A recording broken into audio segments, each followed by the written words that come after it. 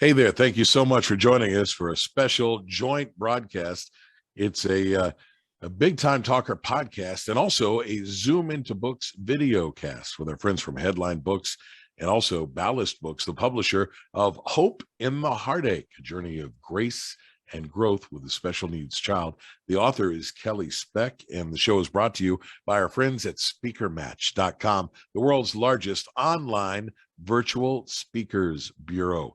As things open back up in 2022 for in-person meetings, if you are a platform speaker or you're a meeting planner, you can get together and find one another on the robust platform of speakermatch.com.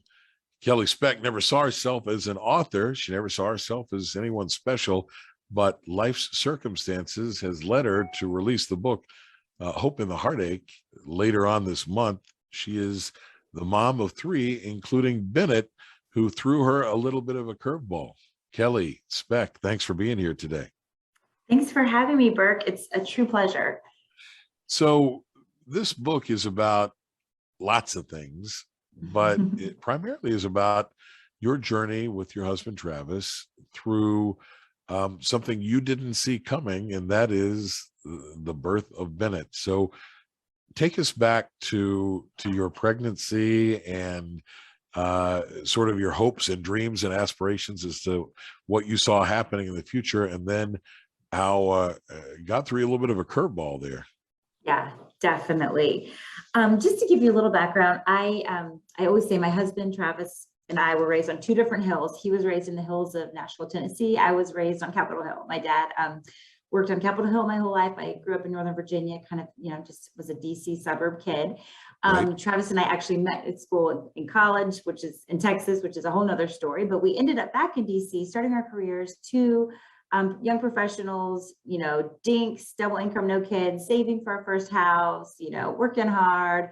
We were quite boring, really. I mean, we just worked. We were like involved with like our church. We did not have an exciting life whatsoever, but we were, I would say, pretty type A planners. So we kind of had, the checklist of how we thought we were supposed to do life.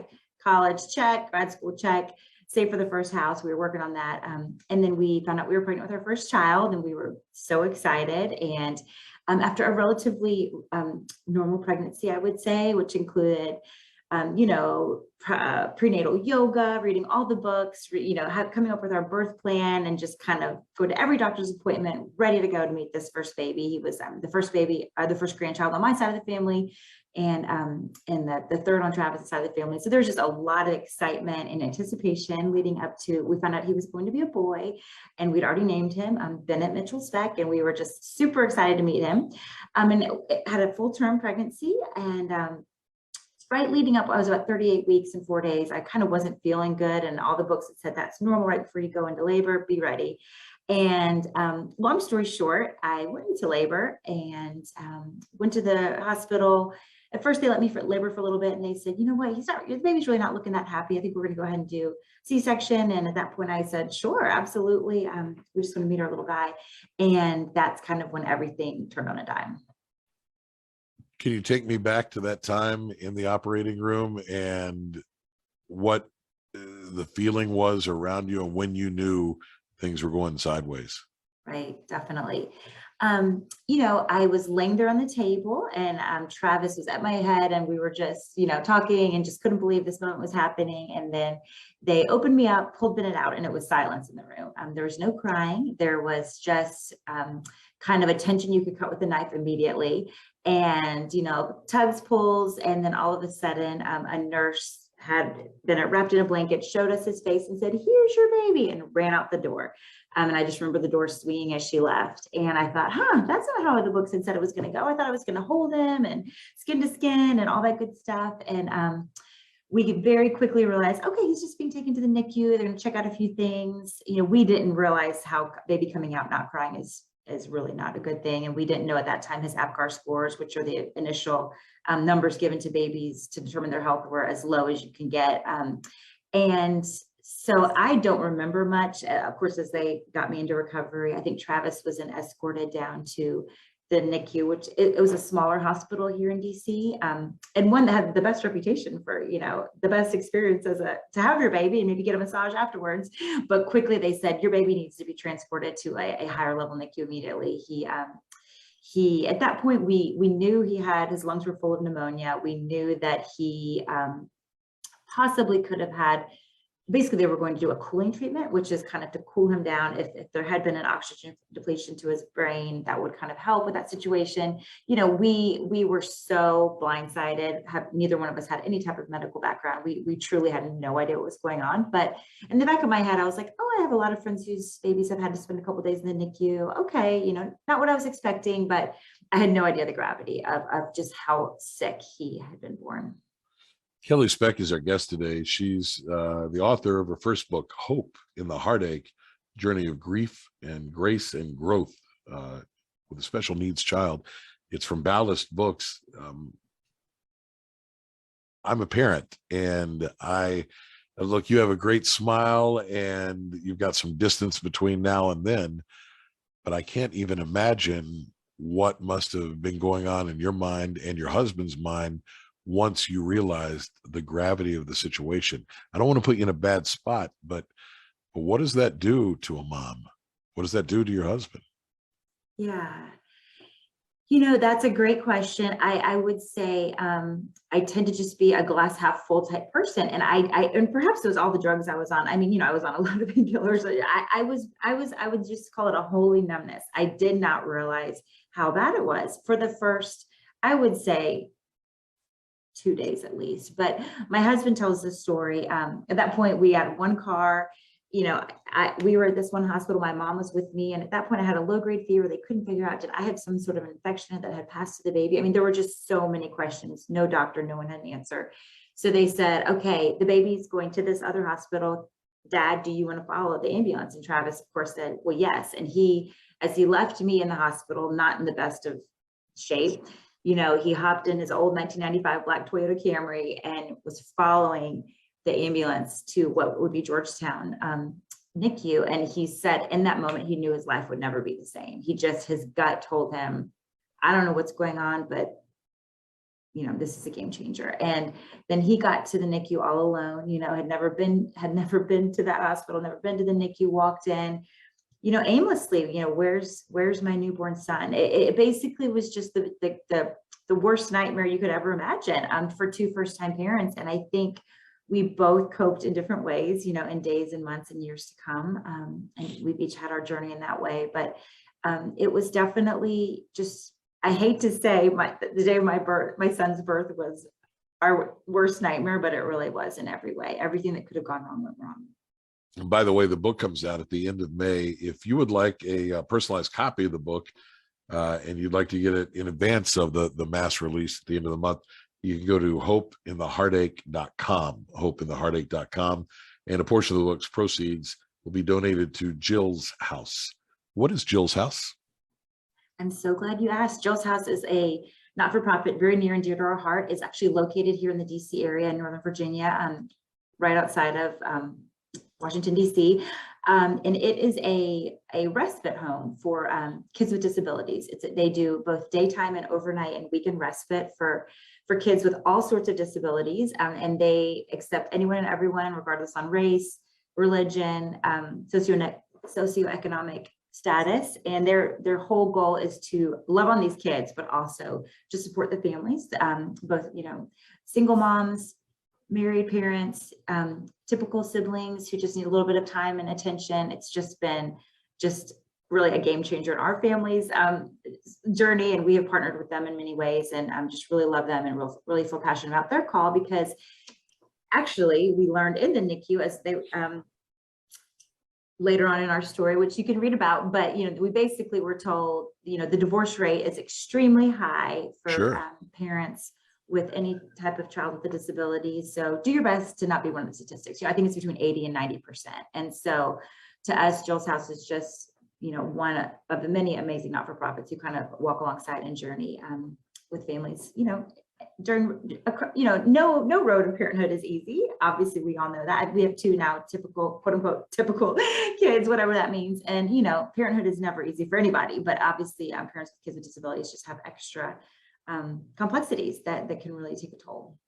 Kelly Speck is our guest today on the Big Time Talker podcast, and the book is Hope in the Heartache, What is Bennett's condition now? How old is he? And when you finally found out what was happening, what did they tell you? Sure.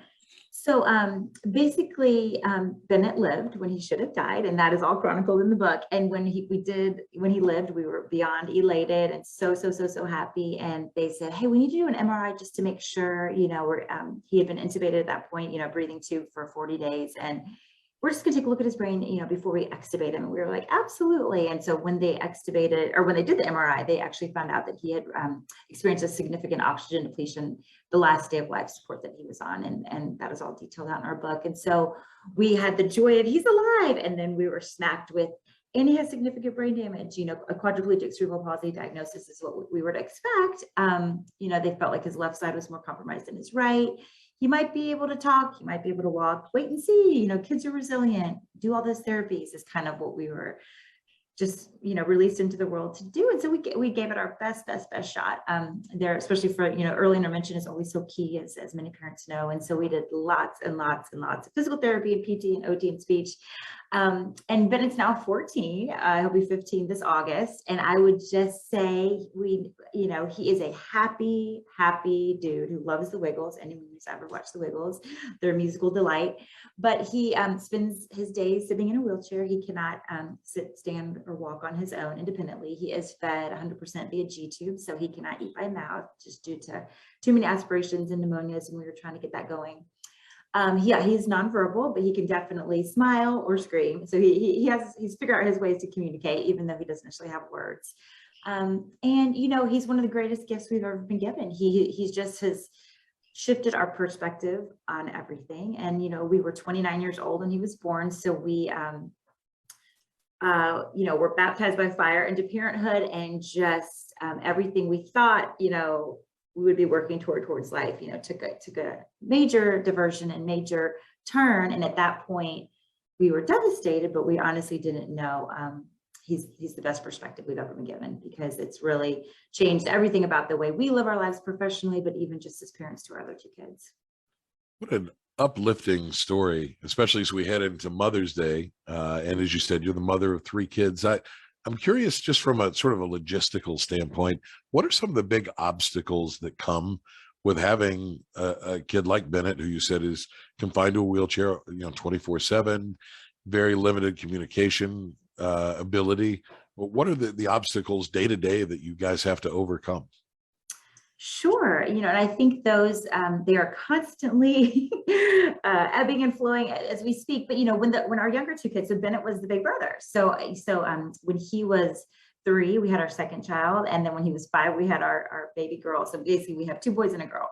And, he's all they've ever known as a big brother. I would say early on, it was just keep everyone alive. I'd have Bennett in his, I tried to have him in a stander to be getting, because it's so important to stand for just bone health. And I'll never forget the day I was unstrapping him from his stander, and Jackson, our very agile, toddler, was going to stand up on a table and pull the lamp down. So there comes the lamp on top of his head while Bennett is literally about to fall out of his stander. And I just remember screaming and being like, I can't be in 2 places at once. And he fell. I think Bennett rolled out. Everyone somehow didn't get hurt. And it was just, I felt the burden of, oh my gosh, it was just, everything was amped up a level, I would say, when they were little, and we were trying to keep them all fed, alive, and their diapers changed. But three kids and 3 diapers is no easy feat, I would just say that. But as they've all grown now, as I have been a teenager with 2 quasi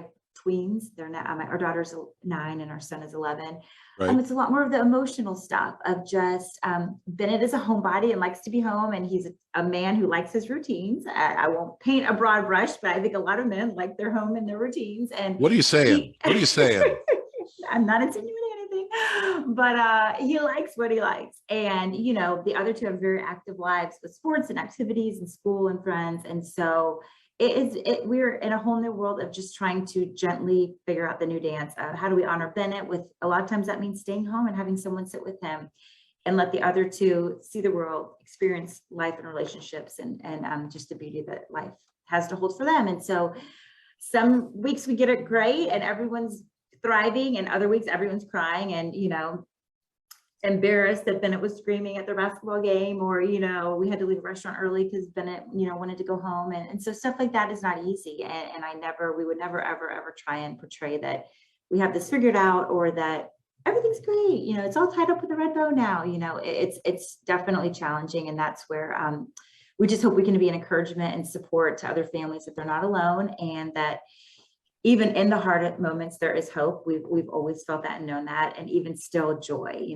and we've just been really, really grateful for just the joy that Bennett has brought into our life. And that's why we wrote the book. You are a pretty positive lady, Kelly Speck. Kelly Speck is the author of Hope in the Heartache. The book comes out at the end of the month. If you'd like one in advance, you get a personalized signed copy at hopeintheheartache.com. The link is posted in the comments. If you happen to be watching live right now on social media, you can send us your questions or comments for Kelly Speck. And you mentioned earlier the huge rate of divorce amongst parents of special needs kids. So that didn't happen for you and Travis. And I wonder if you might be able to give a couple of tips for maybe parents of special needs kids who are listening right now, watching right now. How do you make it not go completely off the rails? And did it come close for you to going completely off the rails? Yeah. No, that's a fantastic question. I know it's affecting so many people, especially through COVID and special needs families a lot of times already feel isolated from life, and then you throw COVID on it, and it was like isolation on top of isolation. I would say the one thing I have heard as a result of that is so many parents who it's hard to leave their homes, and we completely can relate to that. Sure. So many online groups have started, and there are some wonderful ministry I've recently heard about. It's called Rising Above Ministries. It supports single moms, single dads, married parents. There's just so many more online resources, and I would really encourage people to reach out, because there's so much comfort in finding that other people get it. When I say get it, it doesn't even have to be, oh, you understand what it's like to have a child with cerebral palsy. Just you get that it's really hard. Having siblings, resent their special needs brother or sister, and how do you, shepherd both their hearts and honor everybody who is part of this family, and just kind of, and marriage wise, I would just say therapy is a great thing. And we have done that, and we will continue to do that. We have had, it's, life is hills and valleys, and our valleys, usually the stress always amps up around a major surgery, a major sickness, long-term hospitalization, which we've kind of dealt with all of those. And one time we found ourselves really not liking each other, and in two seats in front of a therapist, and gave her the Cliff Notes version of Bennett's birth, our marriage. We had been married 7 years before Bennett. Thank God we had that foundation, because heading at, obviously the level of stress for those early years, especially, but we were just talking her through, and she said, do you realize it feels like your marriage has been under assault? And we said, yeah, that's the way it feels. Thanks for putting words to it. And I think it's not just us. I mean, so many families are dealing, whether it's financial stress, job stress, illness with a parent or a grandparent. I mean, there's just, life is hard and life is heavy. And I think seeking help in whatever that way may be. A lot of the parent support groups are free, which is awesome. A lot of therapists now there's a lot of, obviously mental health is a huge just focus right now in our society. And so anyway, we just strongly encourage that. Medication is also something that we speak very openly about in our book, in terms of just depression, anxiety, and how that played a part in our family story. And even, just my husband has a chapter for all those dads out there. I would just really encourage you. He's very open and honest as a father, and he's our main provider, and just the extra burdens that those are. And just when your first son is born and you can't play with him, he can't say daddy, he can't throw the ball with you, and that sort of thing. So anyway, we both tried to be very open and honest, and just, it is truly our hope that our book will be an encouragement to other families, and that perhaps they can either take something that we've learned, either the easy way or the hard way, and just apply it to each unique circumstance. The book is Hope in the Heartache from Ballast Books. It is available in bookstores everywhere at the end of this month. If you'd like a personalized signed copy in advance, you can get one from Kelly in advance at hopeintheheartache.com, and a percentage of proceeds go to benefit Jill's House. You can find out more about them at jillshouse.org.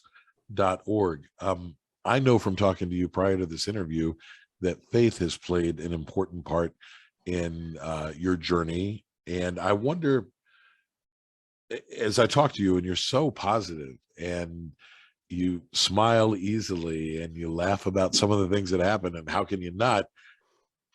How did you get here to this place where you seemingly are ordinary people thrown into extraordinary circumstances, but you seem to have it together? How did you get here? Was faith a big part of that? That we have it together. We may appear that way. We're a hot mess behind the scenes, but I would just say, Travis and I were both raised in families of faith, and were they perfect? No. Were the churches perfect? No. But we just had always been raised in community in that way, and I am so grateful for that. And I know, obviously, even through COVID, churches shut down, and not everyone is even figuring out if they can even return, based on logistics. And obviously special needs families have just an added level of just challenges to get into any type of a faith community. We are so grateful for our faith, and that's the thing. We had nothing to give. I mean, there was when Bennett was on death's doorstep, literally, and the church we were attending at that point, had a prayer vigil for him, and people came and prayed for him. We couldn't even go because at that point we were afraid that if we left the hospital, he might die while we were gone. And so, just having really just the prayers and the support of so many people truly did sustain us. And it's just our hope and prayer that we can be that to other people, because I think when you've been given that kind of support, there's really no way to thank people enough. All you can do is pass it on. Is kind of our hope. But I do encourage. There's so many good people out there, and I know we live in a really jaded time, and everyone is cynical and angry and easily offended. But I also just really, really encourage people to look for the good. Whether it's a random. At my son Bennett's school, he goes to a really wonderful public school here where we live, and just the people, I call them our little Forrest Gump. I mean, the people that have come into our life because of him, have made our lives so much more wonderful and rich and full. And they're not necessarily people I would have ever met or chosen to meet did we not have Bennett, and I Right. just think keeping our eyes open to the people in our paths and just seeking the good, and you'll find it. I promise. Like, I know it seems like a very hopeless time in our world and society, especially, that's why we wrote the book coming out of 2020 and 2021, living in the DC area. I mean, I don't even have words to how just there was this level of just hopelessness. And I'm talking in a part of the country that is affluent and educated and has a lot of means. And I just remember thinking, our story is a story of hope, Bennett can't save the world, obviously, only Jesus can, in my opinion, but this world needs a story of hope, and we have that. And it's been so fascinating just to see. I didn't even have a manuscript written at that point, and just by luck of the draw, or what I would consider not luck, but divine intervention, I met a friend who actually worked at Ballast Books at that point. And anyway, all I did was send them the first paragraph of our story, and they just said, whatever you do, don't stop writing, keep writing. And they are not a Christian publisher at all. And I said, I'm not really willing to, scrape out the faith aspect because it's such a huge part. And they said, don't you dare, keep it all. And, we just kept feeling this prompting to tell our story, because everybody needs hope. Everybody needs some good news. And life doesn't always end, quote unquote, perfect, but there really is beauty. I always say our life is not easy, but our life is beautiful, and both things can exist. Hardship and beauty can both exist hand in hand. And we just, every day that we have Bennett is just an example of that. And so, we just want to share his story with the world, and hope that it brightens people's days, because he brightens every one of our days. Yeah, the title of the book is great. It really encapsulates everything. Hope in the Heartache is the book. Kelly Speck is the author. It's from our friends at Ballast Books. Biggest obstacle or challenge on a day-to-day basis for you? That is a great question. I haven't really thought about that lately. I would honestly just say, most honestly, trying to give our younger two kids the most normal of a childhood as possible. Well, how do they deal with that? Because I'm sure you have to again, as a parent, and any parent who's watching or listening will understand this, you have to give, frankly, Bennett a lot of extra attention. So do the other two resent that? How do they feel about their brother? I mean, what's that family dynamic like? Yeah, no, that's a great question. I mean, one of the things I realized early on, Bennett has no fine motor. So Bennett was never able to hold a bottle. He was never able to shake a rattle. He was never able to suck his thumb. He had no self-soothing ability. And so from birth, I've been his soother, Travis. Like we have had to find ways to self-soothe, whether that be listening to music. He's a very big auditory. I mean, really music and or funny noises, the jingle of a bell, the rip of or the plop of a plastic bottle. You know, he's just, but that is exhausting and that is never ending. I mean, if he's awake, he's needing to either be entertained or soothed. And so as a result, we always have the Wiggles, nursery rhymes, some kind of music going in our house. And obviously now that my kids are, you know, heading towards the Justin Bieber world of musical, you know, preference.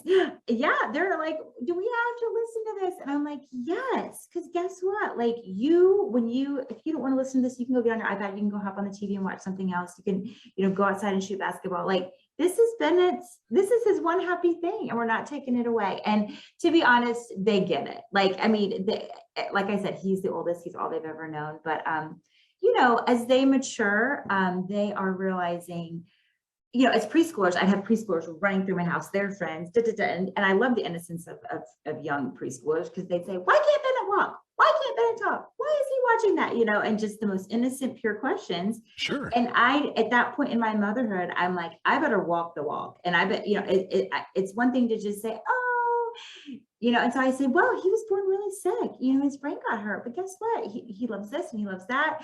And I was giving simple answers then, but for my little two kids, they were listening and it was true. Bennett was born sick. Do we know why? No. Does it mean God loves him less than the two healthy kids? No, of course not. You know, do we understand why? No, but guess what? I mean, in our faith, you know, we believe one day we'll be in heaven and Bennett will probably be faster than all of us and probably a chatterbox and he'll probably be cheering for all the opposite football teams that we cheer for. And I can't wait to hear his opinions and we all can't wait to talk with him, you know, and I think that is kind of the eternal focus for us that is a game changer for the hard days here on earth, because there's hard days. I will never say that there's not. And the little two, I think, you know, I think as they grow into the teenage years, my hope is that they'll continue to be compassionate and mature towards him. But I know we have tough days ahead. And so we literally just take it one day at a time at this point. Kelly Speck is our guest. Hope in the Heartache is the book. It's about their family's journey with their special needs son, Bennett, who's cerebral palsy and is a quadriplegic. And it sounds like a pretty amazing young man. In the news this week, if you're watching or listening live, it's been a big story, this leaked memo about Roe v. Wade in the Supreme Court. I know, Kelly, you did not have any inkling until you're in the operating room that there was an issue with your son. Had you and Travis known early on that Bennett would face all of these challenges and the way that it would also impact your family, do you think you might have made a different decision? Yeah, it hasn't been a week. I mean, you know, Travis and I were actually just talking of just like, man, it's felt extra heavy this week. And to be quite honest, I've had a really big cry this week. And I'm like, what's going on? And I think the answer to that answers your question, because yes, for Bennett, we had no idea. You know, it was 40 weeks of normal, quote unquote normalcy, bam, game changer, severe disability. The interesting thing is my youngest daughter, Reagan, at her 20-week ultrasound, we did find out about a birth defect that she had. And that we talk about very openly in the book was brutal. There's no other way to say it. It was such a gut punch. It was such you've got to be kidding me. We've already had a child with multiple surgeries and like, you know, and then all of a sudden to think of another newborn baby who's going to be born, quote unquote, not perfect and or needing surgeries. And that was a very tough pill to swallow for my husband and I. And to be quite honest, no, we would never have considered not keeping her, nor Bennett, and that's just based on our faith and our just always wanting to have children in whatever way that looks, and willing to take the risk. And obviously life is about risk, as we've learned through COVID.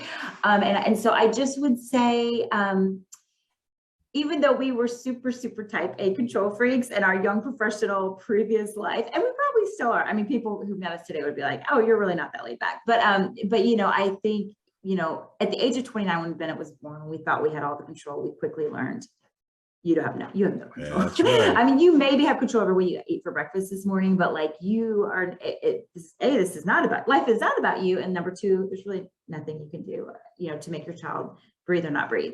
And, when all you want is for him to breathe. And so, Reagan, if you saw her today, you would never know. She is one of the strongest, fiercest, just awesome girls. Obviously, she's the most awesome girl that I know. And she's such a delight. And I'm like, wow, I know that not everyone makes the choice that we made, but I'm so grateful for her life, as well as Bennett's, as well as my complicated middle child, Jackson, who we love and adore. So they each play their unique roles in our family. And each of them are a gift, 100%, and just completely different ways. And obviously anyone as a parent can relate to that. So somewhere out there right now, there is a mom who is listening or watching, or a dad who's listening or watching, and they're having a challenge with their child. And it could be any number of challenges. You certainly have had more than your share of them. So as we wrap up, what advice would you give to that parent who's listening or watching right now, who's facing a big challenge with their child?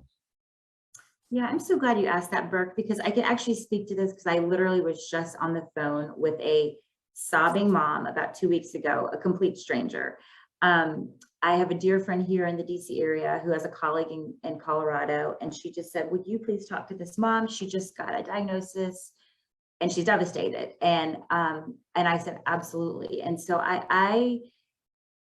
all I could say to her, I didn't know a thing about her background, her circumstances, but I just said, cry all the tears, feel all the feelings, grieve all the losses of what you thought like your pregnancy was going to look like, the date of your baby's birth, and this child is not a terminal diagnosis. It's just, a curveball. And so I just think it is so important to not be patty positive. I have grieved when I've needed to grieve. I have felt the depth of losses that, all the things that Bennett is not going to be able to do and be that we perhaps might have envisioned for our first son. And I also told her, please don't get on the internet and do the deep dive. Even though I think obviously we love information in our culture and society, a lot of times it's really not helpful. All whether it be the worst case scenarios or the opinions of whoever, I think a lot of just individual heart time and whatever that looks like, and self-care. For me, it's usually a large McDonald's Coke. Sometimes I just need to hit the drive-through, and if that's what makes me feel good in that moment, I do. And it's not diet, it's regular. And that's probably appalling to any nutritionist listening to this, but I don't know. Self-care, I think, looks so different to so many people, but I definitely just encourage anyone in that space to just have so much. My mom always says, be gentle on Kelly, and I think she knows, as adults, parents, we have to take care of ourselves before we can even attempt to love on the people around us. So that's just what I would encourage anyone, sitting in a space like that. And you're not alone. You're not alone. And there is hope. And I know hope means a lot of different things to different people, but it's true. And I think one thing, I'll just sorry, I don't mean to keep blabbing, but like a distant friend, acquaintance, when we were going through everything with Bennett, she said to me, Kelly, your story doesn't end here. This is not the last chapter of your book. I think she even said, little did we know we'd be writing a book. But that gave me a lot of clarity in that way, because sometimes when you're in hell, for lack of a better word, or just deep pain and suffering, there is no light at the end of the tunnel. You can't even see a light. The tunnel is endless at that point. But I just remember thinking like, okay, like this, it's not always going to feel like this. And that gave me the strength, you know, to wake up, you know, each morning after that and just, and show up in whatever way I could. And so, yeah, I would just say your story does not end here, and there is hope. There's always hope. I truly believe that, and into the depths of my being. And what is your hope for this book? What do you hope that people take away from it? Our hope is just that people will, number one, be encouraged, that they will know that they're not alone, and that, and this book is not only for parents of kids with disabilities. I think those parents 100% will be able to relate to some of the things we talk about, but I also just think it's anyone walking through a season of suffering, anyone walking alongside a person in suffering. You know, we had family and friends who just walked alongside us in really beautiful ways, and we tried to point out and thank them for those ways in hopes that other people can say, gosh, you know, because I've had so many friends like, oh, you know, my childhood best friend just got this diagnosis, what do I do for, you know, people want to help, they want to encourage, and they just don't know how. And for, you know, for us who we probably tended to be more private and or not wanted a house full of people all the time, you know, just the basics of like a card, a gift card, you know, feeding, just taking care of like the basic needs of people in their times of suffering, I feel like are some of just the most powerful ways of quote unquote showing up if they don't want you there in person, which a lot of times we didn't. And to be most honest, so Keep that positive attitude, keep that smile coming. It's pretty infectious. Thank you, Burke. The book is Hope in the Heartache, a journey of grace and growth with a special needs child. Kelly Speck is the author. The book officially comes out at the end of May. You can get an advance copy now, a signed, personalized copy of the book in advance at hopeintheheartache.com. You also get a custom inspirational bookmark designed by the authors, and a portion of the proceeds benefit the great work they do at Jill's House here in Northern Virginia. Visit them at jillshouse.org. The book again is Hope in the Heartache. Kelly Speck is the author. Thank you for being here. And give Bennett a big hug for us, would you? I will. Thank you so much, Burke. And thank you, Kathy. This has been a true honor. Thank you. Zoom Into Books is our broadcast partner for the Big Time Talker podcast and our sponsor, speakermatch.com. I'm Burke Allen in our studios here in Washington, D.C. What an uplifting story as we head into Mother's Day weekend. Thanks for being here. Now go out and make it a great day. Bye, everybody.